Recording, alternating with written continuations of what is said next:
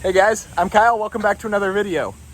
So this is a pretty exciting day. If you saw my last video, I test fit one of my friend's 35s on a stock wheel and it cleared. Cleared the ball joint just barely and cleared the fender with how much metal I cut from trimming for 34s.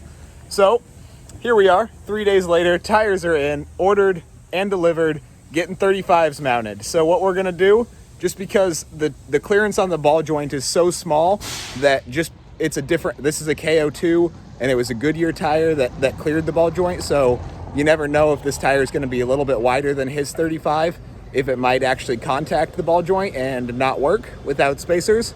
So I took my spare out of the bed. We're going to mount the new 35 on the spare wheel and just test fit the BFG tire to make sure that clears before we mount all 5 and I can't drive home. So we're going to see if the spare clears. And if it clears, we're going 35s on all 5. Let's go.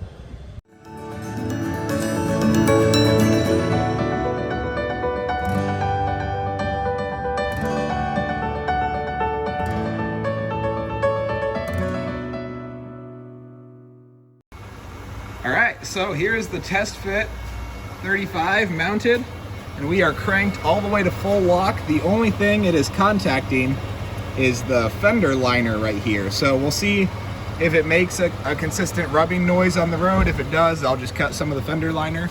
But where our real concern was the upper ball joint.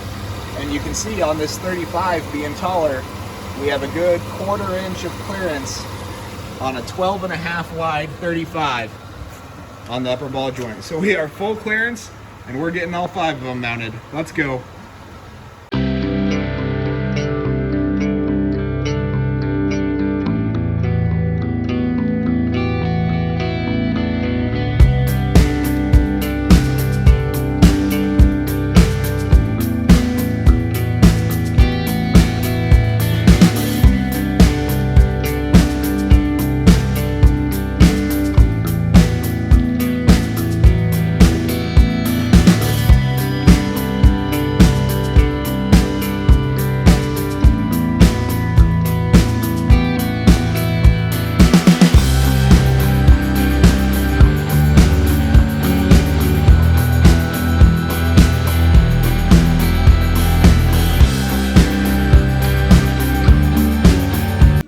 All right, so we're just gonna do a little side-by-side comparison. A lot of people are gonna give me crap for going 35s from 34s, like how much does an inch make a difference?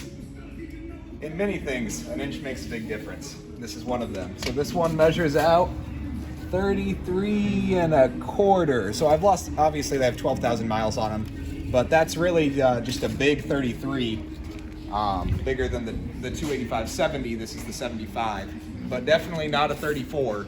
And so now you see it next to this 35, which is also going to measure short. We're seeing to the top of the tread exactly 34.5. So 34.5 right here, more like 34 at the shoulder here. But then in width as well, this one pretty much right at 11 inches. I think the spec sheet says 11.2. And this one on the tread is 10 inches of tread. And on the tire is right about 12 for the overall tire. So on paper, it doesn't look like much, but I'm very happy with going to a full 35. For me, it's significantly bigger. I'm gonna get 1/2 inch of ground clearance, more breakover angle, better approach angle. Super happy. All right, guys, it is done. Check this out. ZR2 1-inch leveling kit, add a leaf in the rear, 35s. Man, that is a beautiful look. Personally, I am just much more of a fan of bigger tire, less lift, filling up that wheel well. I haven't flexed out the rear. I wouldn't be surprised if the rear rubs in the front fully flexed, but you never know, it might clear. And just look at that 12.5 wide, beautiful, beautiful width.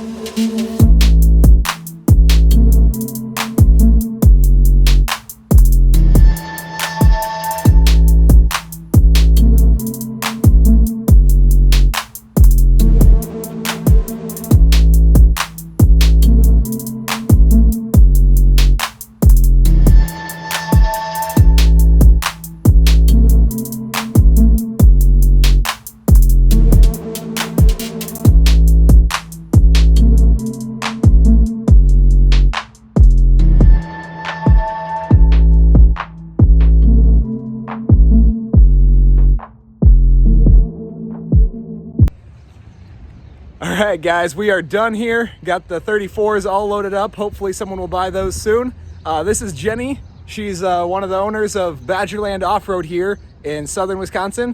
So if you need big tires, if you need new wheels, lift kits, anything Jeep or truck related, make sure to hit these guys up at Badgerland Offroad. They are an awesome company and they do great work. So thanks for checking out this video, and I'll see you in the next one.